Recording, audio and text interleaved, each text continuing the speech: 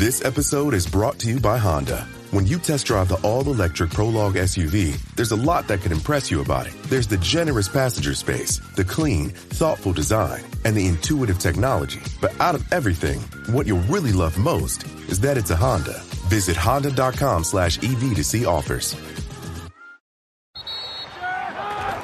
Whether you're ordering wings for the game, whipping up a 7-layer dip, or ordering pizza, there's something about football that makes you want to eat.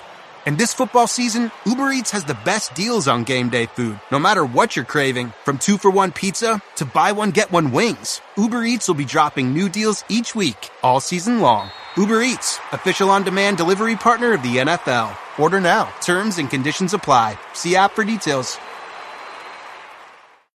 70,000 people are here, and Bob Dylan is the reason for it.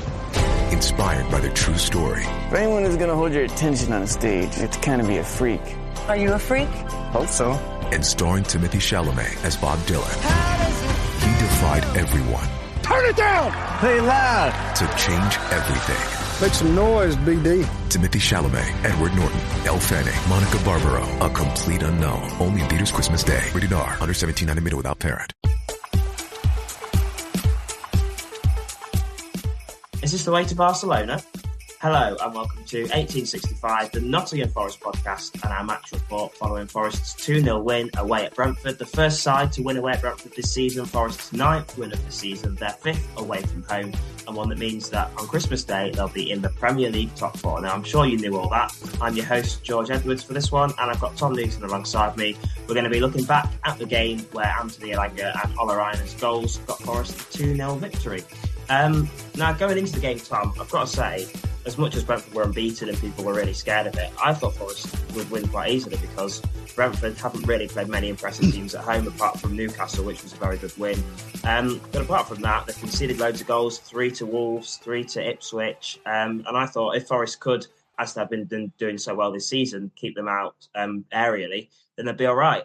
Did you share the same confidence that I did? I suppose it's easy to say in hindsight.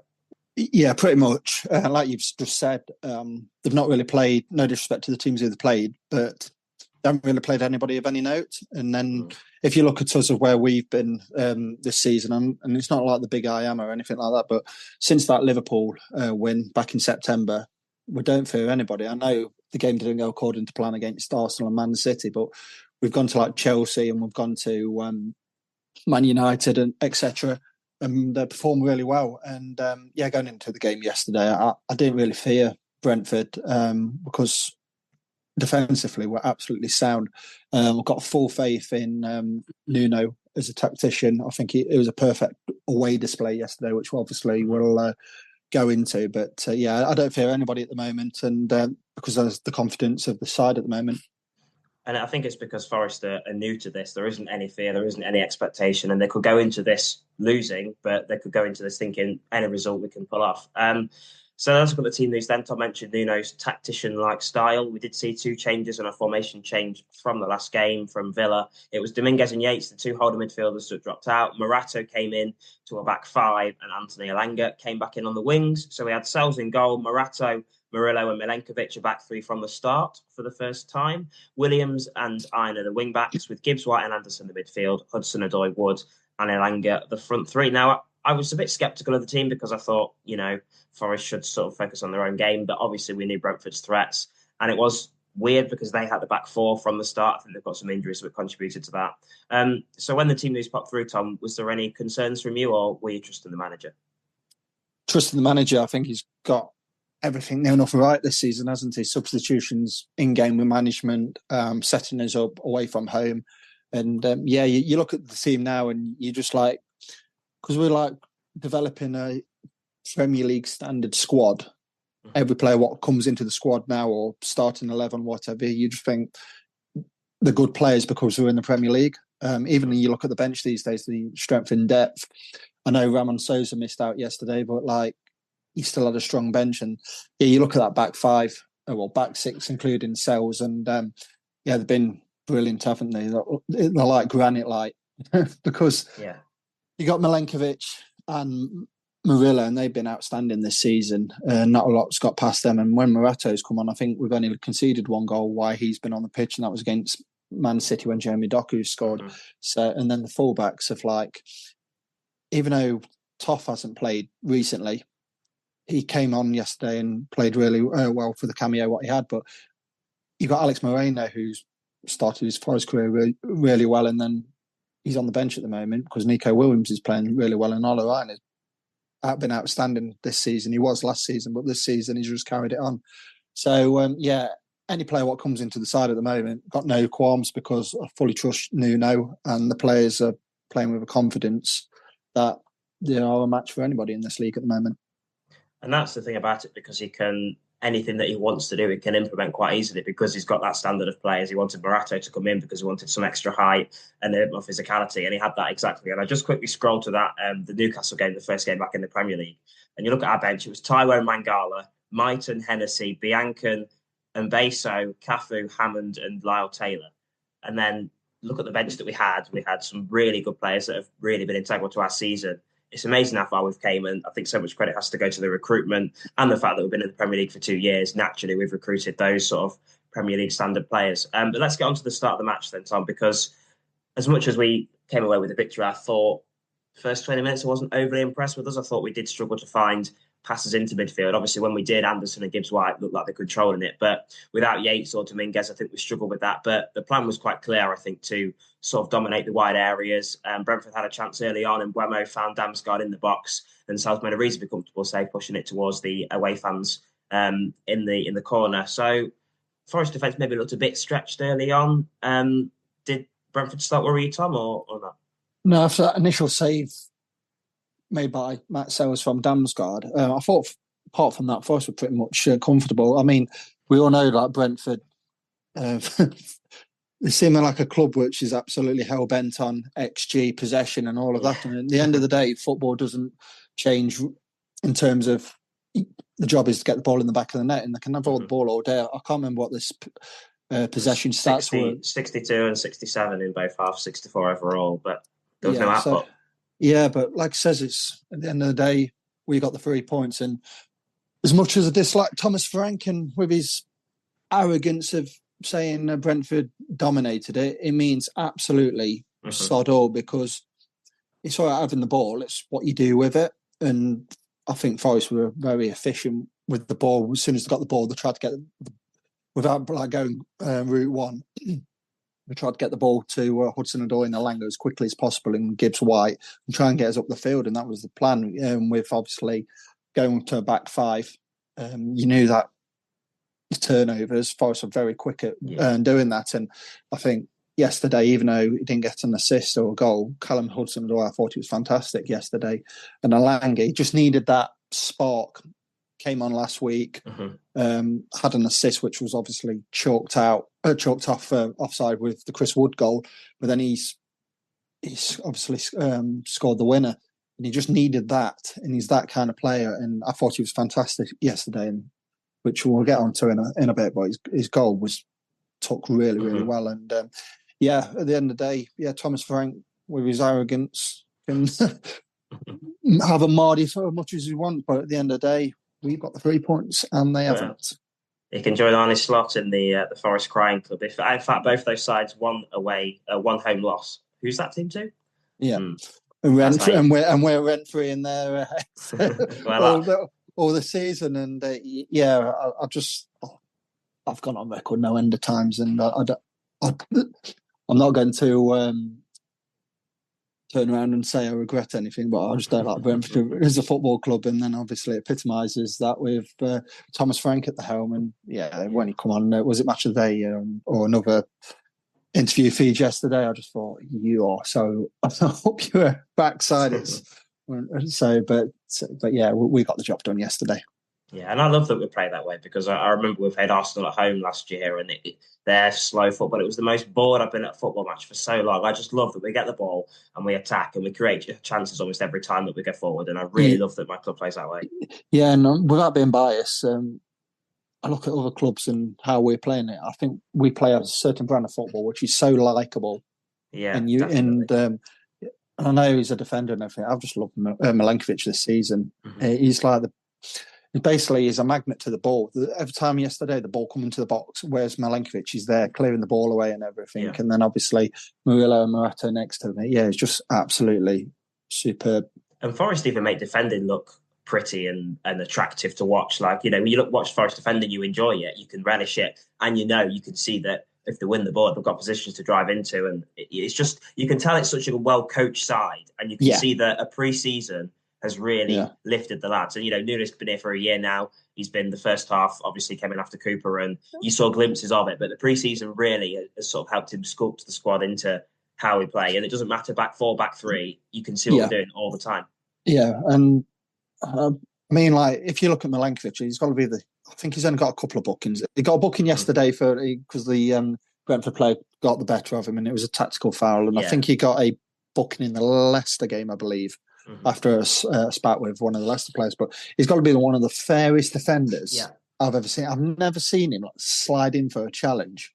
Or even those niggly ones, where he puts his foot, he never does any of that. It's just so pure in it. Yeah. I mean, he did give away a free kick against Man United, but he won the ball fair and square. And that was on the edge of the box. That was outrageous, that. The hit the bar with. Yeah. But it just reminds, I know I'm probably going off on a tangent here, but... We both are, Tom, it's fine. But I used to love watching Fabio Cannavaro play for Italy and Juventus and everything. And I never saw him put in a slide challenge in. He was top defender and deservingly won the World Cup in 2006 for Italy, and I think he got Ballon d'Or that season. And I'm not saying Milenkovic is going to get Ballon d'Or, but it's just basically his defensive attribute. They're an art form. They really are. And we've gone on no end of times this season about how little we paid for him, 12 million quid, and he's been absolutely fantastic. Well, the back six that started cost about £52 million. And you'd say, for a mid-table Premier League defence, that's fine. But for a team that's got the third best defence in the league, that's kept clean sheets at Brentford, clean sheets at Liverpool, it's ridiculous. And it's amazing how such little recruitment and such really decent buys have got us where we are. Yeah, and for our older listeners, Brian Clough used to always preach that good sides are built on good back fours. Yeah. And in the 70s and 80s when they had Peter Shilton, Larry Lloyd and Kenny Burns, that's how we won championships. And I always go off saying that. I go after saying that, attacks win games, defences win titles, and Forest aren't going to win a title this season. I don't think, we could win an FA Cup or something like that. But defences are what the bedrock of good success is built on. But we'll switch back to the game. In terms of the defence, I did think Morata and Milenkovic struggled slightly with the pace of the game because they were wider than normal. But I think Forest didn't really have much pressure. Morata played us into trouble on 21 minutes. His header goes backwards and it fell to Wissa and sort of a mixture of cells, and Morata managed to put him off. But then Forest slowly, after that, really got into it and they began to pass with more confidence. They broke down the left-hand side for 32 minutes. Hudson-Odoi drove wide, as you mentioned, very good game from Callum. Found Anderson in the box, and then his cross was at Chris Wood. Forest's first big chance of the game. It was a Chris Wood's header. Straight at Mark Flecken, it was a chance Chris Wood, you maybe back him to score in a bit of space, but maybe he was backpedaling a little bit. Do you think Chris could have done better with that, Tom? Yeah, I know the balls come at him kind of thing, but yeah, I think he could have done better. I think he could have, instead of heading the ball straight in the centre of the goal where Flecken was, he probably could have directed it from where the balls come from, because you always get told, always put the ball back into the area it's come from. But yeah, he should have put it in according to his left, Flecken's right kind of thing. But at the end of the day, it didn't really matter because 5 minutes later, Ola Aina on the back stick puts it away. Yeah, what a setup, Tom. Yeah, and it's a very similar move, isn't it? Because Hudson-Odoi has it down the left-hand side again.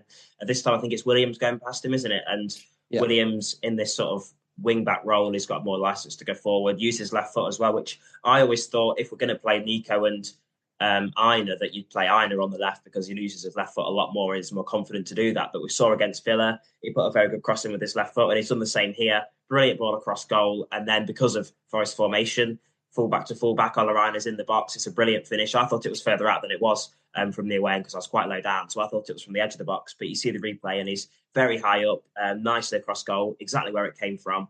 Aina's second goal of the season, Tom. Brilliant finish. It's like he's been in the box for ages. Yeah, class finish because as a defender. I know he scored a really nice goal against West Ham, and he scored a goal last year against Villa. He could have just thought about the goal before he's actually the ball's come to him. He could have lashed it into the in the stand behind the goal. But no, it's a really cultured finish from him. I think he mentioned that on his Radio Nottingham interview. Really cultured side foot finish, and Flecking's got no chance. So really well worked goal, I thought. And even though I was on the back row of the stand, in the away section yesterday, I thought it was probably a bit further out than it was on the match of the day kind of thing. But yeah, I think it was a top finish from a player who keeps getting better and better. Yeah. And in terms of how we're playing, there we've sort of touched on it a little bit as well. But second half, it felt like Brentford had a lot of the ball and were trying to plug away. But first off, I think they still had 62% possession, but it didn't feel like that because it felt like Forest were going toe-to-toe with them. And it's because they were making their possession count, wasn't it? Every time they went forward, they managed to get into an area to create a chance, got a few corners as the half went on. And they were constantly a threat, weren't they, Tom? Yeah. But you look at Forest and yesterday, it's just after that eerie moment when Morata sliced it and Wissa got in and obviously tried to hook it over Sells. And I thought, even though they had all the ball and most of the ball, but I just thought we was very, very comfortable yesterday. It was you keep putting the ball into the box. We've got Murillo, Morata, and Milenkovic head it away, and obviously then you got Williams and Aina who wanted to get down the wings. And I mean, we had an opportunity, didn't we, in the second half where Aina was the ball was broke to him and he's run down the wing and obviously tried to create an opportunity. But yeah, yesterday defensively, Forest were absolutely sound. And I honestly do think if Brentford were still playing now, I don't think we would concede because Forest are that comfortable. Yeah, exactly. Well, they scored 7 minutes before half time and then 6 minutes after half time into the second half. It was a long ball from Milenkovic. Now, I got to say, I groaned when he kicked it long. I was like, really? But Anthony Elanga is there. He's gambling on Lewis Potter, miscontrolling it. I think it's Ajer with him or Collins with him. And they both get a bit confused. I thought the centre-back would bring it and give it to the full-back. But Lewis Potter brings it down. And because Elanga's gambled, it drops right to his feet. He races towards goal into the box with his left foot. And it's a fantastic, fantastic finish from Elanga with such confidence, such power to find that bottom corner. But what you can't ignore about the goal for me is Chris Wood's movement, because he brings the defender across. He allows Elanga's run to continue, and Elanga puts it in the back of the net. 2-0, Tom. I was on the end of my row, so I ended up running down and right in front of the players. Did you manage to get to the bottom row or not? No, I was on the very, very back row. And even the Brentford steward next to me, who I think he's had his Christmas turkey early, he come up the stairs and he was had to sit down. He was huffing and puffing and trying to get his breath kind of thing. And so it's a long way down to the front of the stand in the away section. So now I firmly stayed in my position at the top of the stand and giving it the big one to the plastic Brentford fans who were right next to us. And when you away from home, you might get a bit of banter from them, from home supporters. Absolutely nothing. They were looking over for us, in awe of. They were actually filming us on the phones kind of thing. And I thought, how tin pot can you be? It's just to me of your football club and everything what it stands for, because I just thought it just felt weird, if you go to a Leicester or somewhere like that or a Villa, the fans are on top of you kind of thing, and but there's absolutely nothing. But so being at the top of that stand, seeing Elanga run into the box and obviously his code around Fleck, as soon as it left his boot, that was nestling into the bottom corner, and it's a class finish and 2-0. And even though we didn't have much of the ball, how we set up yesterday, I think it was richly deserved, because everybody played for the shirt and played for the manager and played for the fans. Basically, you give these players a job to do, and they're doing it fantastically at the moment. And do you think he'd have scored that if he hadn't scored the game before? Because it's a goal that, he gambles with where the ball's going to drop, and then he gambles with a finish on his weaker foot, which maybe if he's not got the confidence from a few days ago, you think he might look for the pass forward, he might try and get onto his right foot. Do you think it's that confidence that he's got that scored in the goal, or do you think that would have came naturally? Possibly, probably splitting hairs, because you just don't know, do you? Because obviously the situation might change. Like I says, if nothing happened last week, you don't know if yesterday would have happened in terms of Elanga scoring that goal. So you just don't know. You just have to obviously just take the moment of what it is. But no, I'm happy for Elanga because his head's never dropped. He's always like try to play to the best of his ability and everything. And sometimes things don't come off, but no, I'm really pleased for him. And obviously him, Ola Aina and Callum Hudson-Odoi seem to be like the they seem to be like the life and soul of the dressing room, don't they? So I was really happy for Elanga. And like I says, players do have like if you look at Chris Wood, he couldn't buy a goal, could he, when he joined us?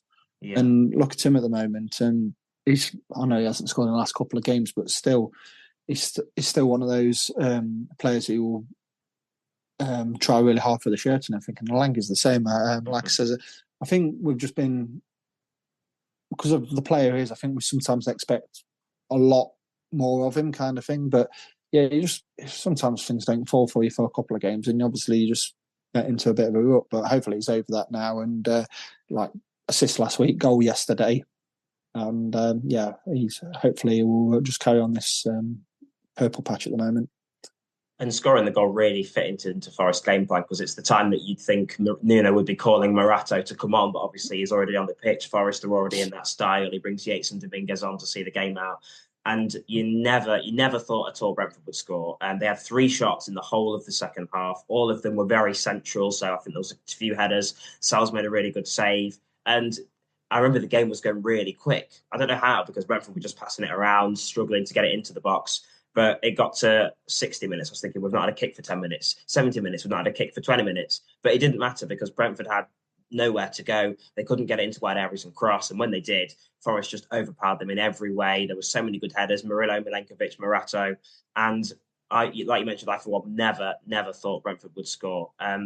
So do you want to give more words to that defence, Tom? Yeah, the game management at the moment is brilliant, isn't it? And what I've noticed in the last few games is that, no disrespect to Cooper in the past, but if you remember, we used to come out for the second half and we used to like ship 1 or 2 goals in that period of time, from like the 46th minute to the 52nd minute. But if you look at us in the last few games, we've come out like flying. And I mean, we scored, was it 52 minutes yesterday when Elanga scored? And the same against Man U a couple of weeks ago. 2 goals. Yeah, exactly. By Gibbs White and Chris Wood. And it's just like, I think we're getting used to the fact that when we're in the ascendancy, we're actually doing something with it. Because in the past, we've like played really well and had no reward for our efforts. But at the moment, we're kind of like hitting teams just after half time, and it's like working and killing. I mean, that second goal, I think the whole ground just like, for Brentford fans, they're just like deflated, thinking we've had all the ball. Forest really haven't had much of it. Yeah, exactly. It got to the point where they were just like a bit clueless what to do. It's like you can mentally like it can be mentally draining, because it's like thinking we've had all the ball in, and Milenkovic, Morato, Murillo, Aina, Williams, Sells, and they're just clearing everything away, and it's just like, it will get you. Honestly, I genuinely do believe, with how we're playing defensively at the moment, it will grind teams down. It will like thinking we're not going to score today. And once you get that in the opponent's head, that's it. And then obviously they will like try and push more players up for like to apply a bit more pressure. And how we're playing at the moment with like our wingers, Gibbs White, etc., who wants to obviously turn the ball over quickly, you can get a lot of success. And yeah, like I said earlier, we're really, really likeable to watch at the moment, even for obviously Forest fans, and for the neutral, it must be a pleasure to watch, because we're playing football really efficiently, rather than like doing a Southampton where we need about 1,000 passes just to get to like the edge of the box kind of thing. So yeah, it's nice to have something different in football, and something that's different and something that works. And I'm bet neutrals are loving it. One player before we get to the break I want to mention, though, off the bench, is Nico Dominguez. I mean, I think he's still running now. He just ran and covered so much ground, closed down, pressed. He was the striker at one point. Then he was back inside the box. I think he's brilliant. And he is the epitome of Forest at the minute, having a squad and players that are willing to just come on whenever they needed. Harry Toffolo showed that as well. He came on for his cameo appearance. The fans serenaded him. That was a lovely moment. And I think everybody's just bought into it. And you can see it, can't you, Tom, with anybody that comes onto the pitch? Yeah, and as Nuno says, they're not like subs, the finishers. There is an important the guys who start the game. But going on to Nico Dominguez, I absolutely love him. And when he doesn't play, or he's on the bench or whatever, I'm kind of a bit disappointed because I just, with his energy, he's just brilliant. And obviously, and if he would have got like 2 goals this season if it wasn't for like 2 world-class saves from Mads Hermansen in the Leicester game, and obviously Martinez last week. Mm-hmm. Yeah, so I just love him. I do. And another thing is that the boots, what he's wearing at the moment, if anybody was eagle-eyed from the Matchday Pass on Forest's YouTube channel last week, he's wearing Adidas Predators. And Adidas have brought like the old style Predators back, and they're just absolutely gorgeous. So for that, and the player he is, absolutely love them at the moment. And I bet there's hundreds, if not thousands, of Forest fans out there who love Nico Dominguez at the moment. And I just hope that he gets an Argentinian call up, because if he does, it'll be richly deserved.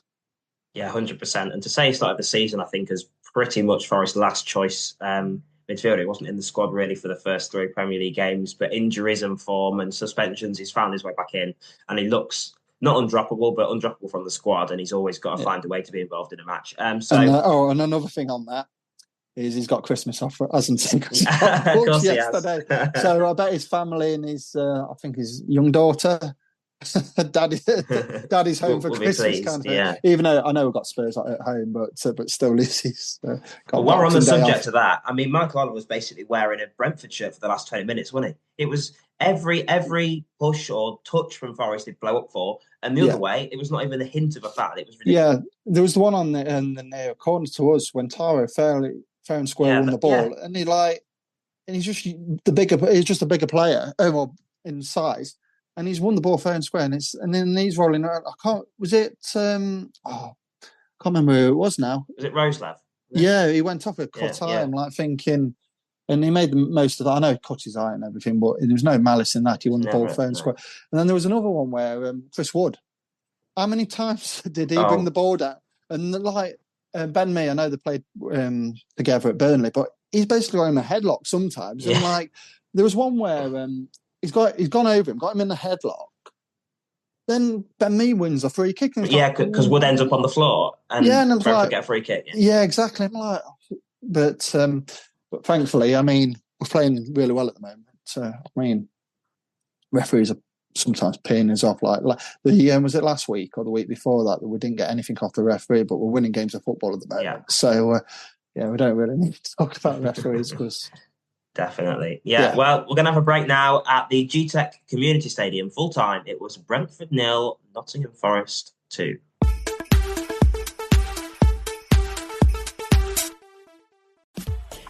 Hi, it's Rich here, and thanks, as always, for listening to 1865, the Nottingham Forest podcast.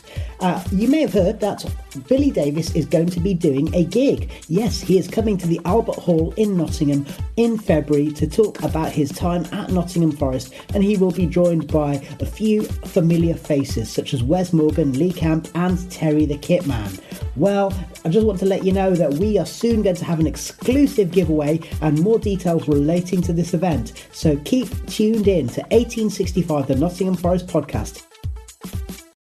Hey, it's Austin James. If you're like me, trying to live your best life while living with diabetes, you can relate to worrying if you're doing a good job managing your diabetes. I use the Freestyle Libre 3 Plus sensor to get real-time glucose readings and see the impact of every meal and activity to make better decisions. The Freestyle Libre 3 Plus sensor can help me live life with diabetes on my own terms, and it gives me more time for the things I love, like being a dad and a musician. Now this is progress. Learn more at freestylelibre.us. For prescription only. Safety info found at freestylelibre.us.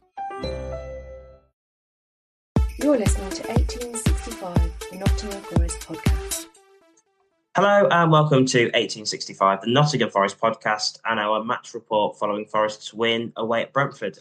Now, I want to touch on Matt Sells because he finally got some recognition from the visiting Forest fans, singing Matt Sells in the middle of our goal, and I think it was duly deserved because he makes 2 good saves when Forest needed him in either half, but he also just provides the defence with so much confidence. Any ball that's sort of around his area, he's claiming, he's punching, he's making a difference, and he's never shy. And I was critical of him after Brighton. I was worried about, the future of a Forest goalkeeping position. But since then, he and the defence has really kicked on. And I was thinking Forest maybe need to sign a goalkeeper in January, but I'm not thinking that at all, Tom. Are you? No, I think next month we don't really need to make wholesale changes. I think we'll just need a striker just to, if anything does happen to Chris Wood, you've got a bit of backup there. No disrespect, I thought Taro looked sharp yesterday. I know it was only like 10, 15 minutes he had, but I thought he was like chomping at the bit to get on and do well. And I thought he played really well yesterday in the cameo he had. But going back to the goalkeeper situation, we don't need a new goalkeeper for a good year or so because Matt Sells has proved that. Some of the saves what he's made this season, absolutely fantastic. The one yesterday, they couldn't believe it, could they, Brentford? They thought they got a goal back when he's the Brentford players hammered it into the ground and somehow Matt Sells has tipped it over. And that display against Chelsea a few months ago, absolutely fantastic. So, and like I says, he is a really good goalkeeper and also he's a very good player with the ball at his feet. I think he creates so many opportunity for us, and yeah, I think as a goalkeeper, I think he's a very, very good goalkeeper at that. I'm not saying he's like top end Premier League quality, but yeah, I think he's more than adequate for the next couple of seasons because I think there's, like I said, striker and probably a left-footed right winger. It's probably high on our priority list. And obviously sorting out the contract situations with a few players like Ola Aina and Chris Wood. I think they're like the most players what need to prioritise on rather than looking for a goalkeeper where we don't really need a goalkeeper.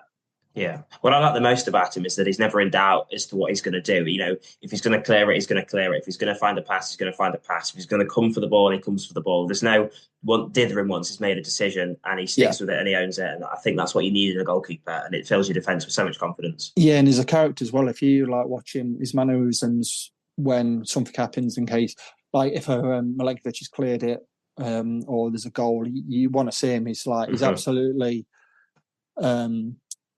dialed into this project, what we've got at the moment under Nuno. He's like he's up there with one of the focal points of the team in my eyes because, like you've said, a good goalkeeper brings confidence to the back five or whatever's in front of him, and he's been doing that because Milenkovic, Morata, Murillo, Aina, Williams, Moreno, Toffolo, anybody who comes on in that five or back four, whatever, they know what Sells is going to do, and I think that.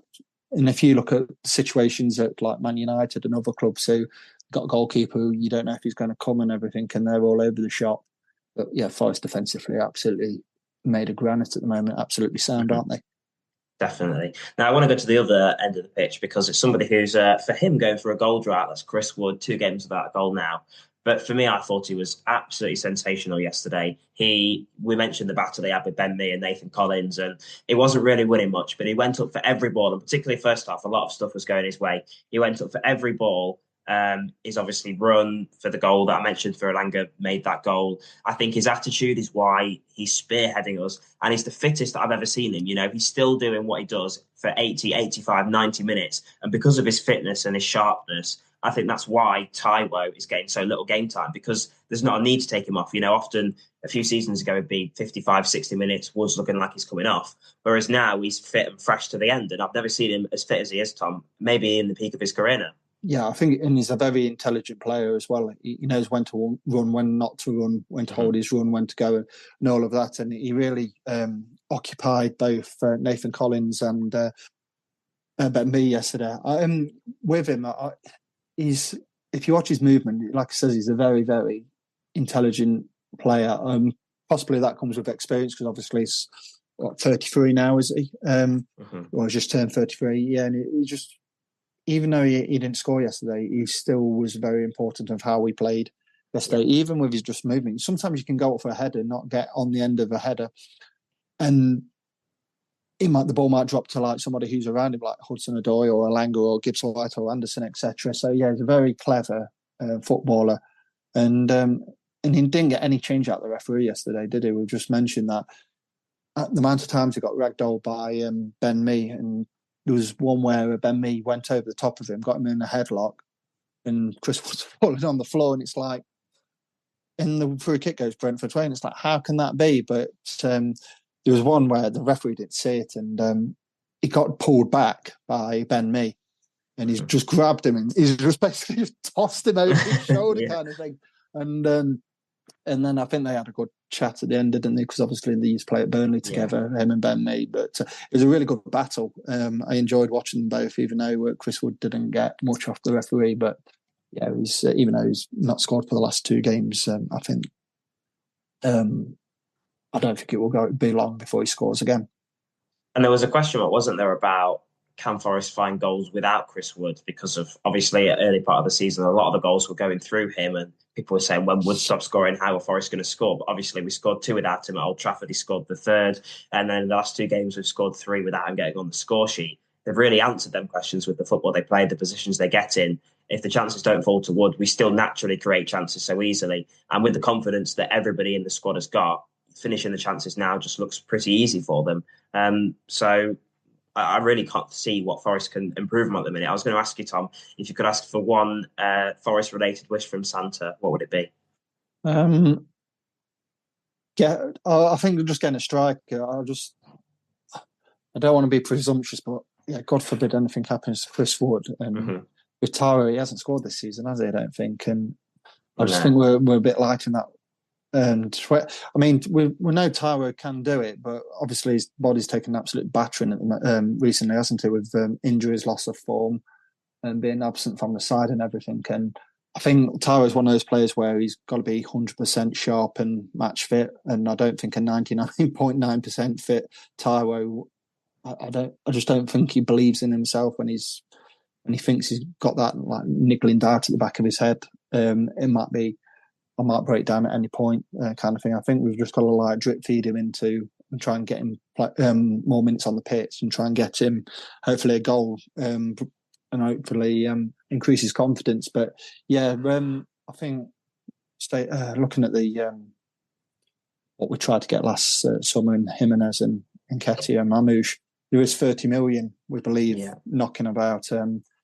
So, yeah, whether it's like somebody like Evan Ferguson, I think he's another player who's obviously been hit by injuries this season, hasn't really got going after last season where he was brilliant, wasn't he, for Brighton?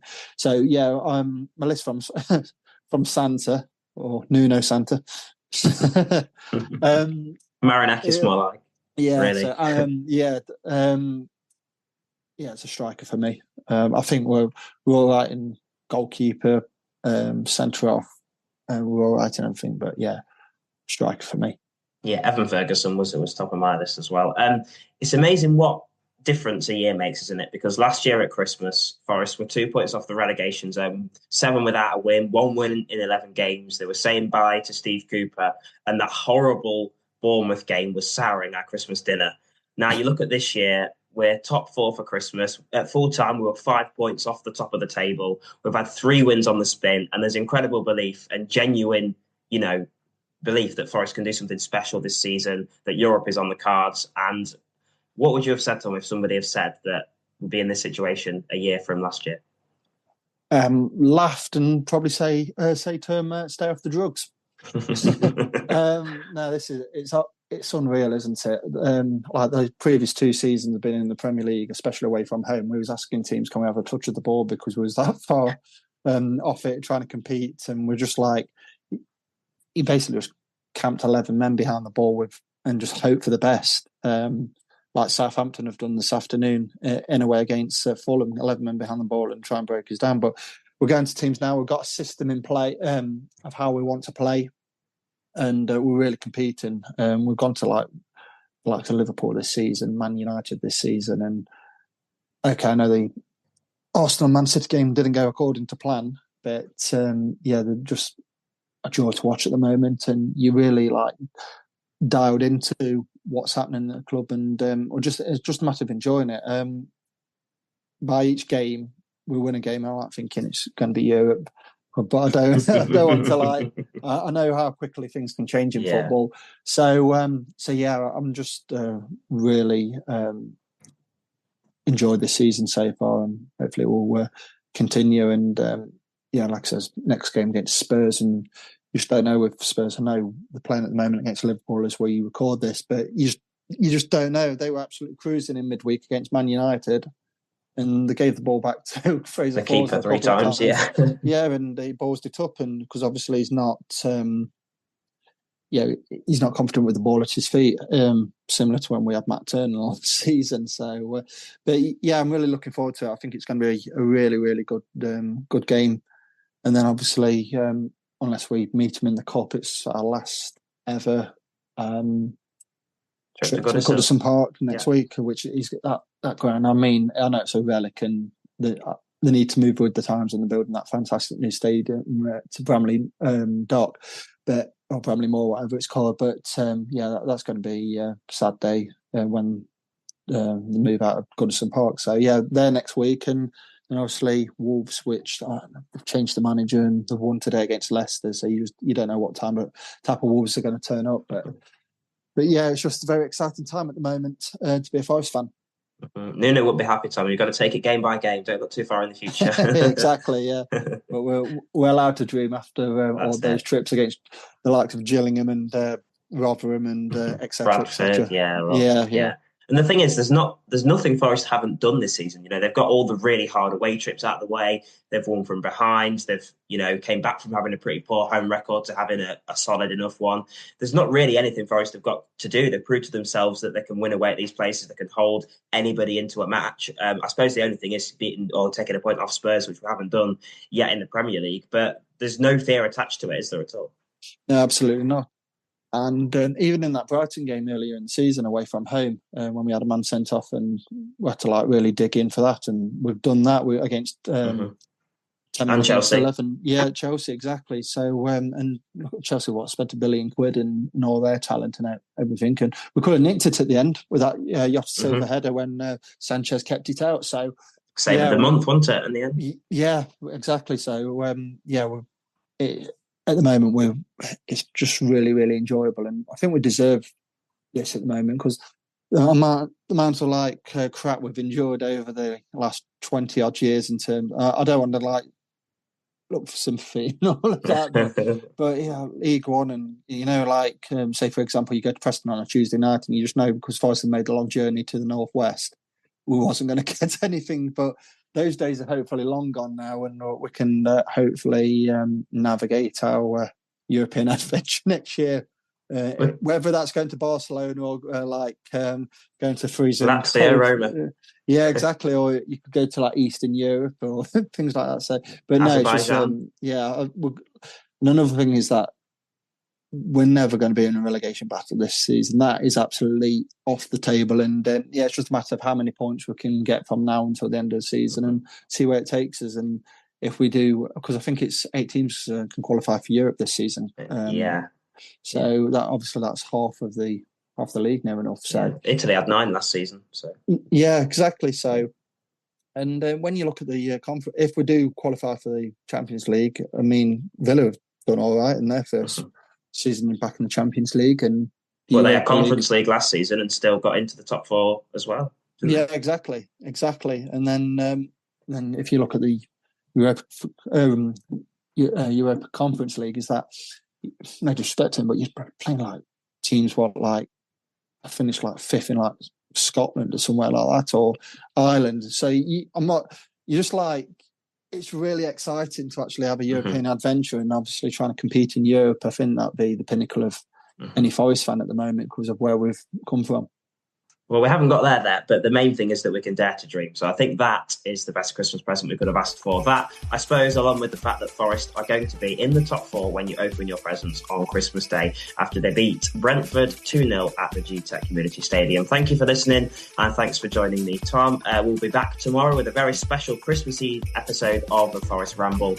We've got the Football Terrorists game show and an interview with stadium announcer Mark Dennison. So make sure you stay tuned for an early Christmas present for that from us, and then we're going to have, of course, as Tom mentioned, from the Spurs, the Everton game to come as well. But thanks for listening. Have a very Merry Christmas from me, and goodbye.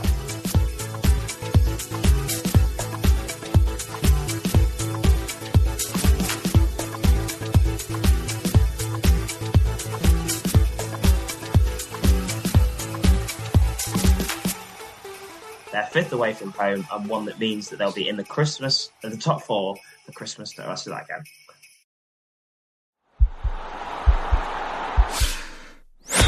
This podcast is part of the Sports Social Podcast Network.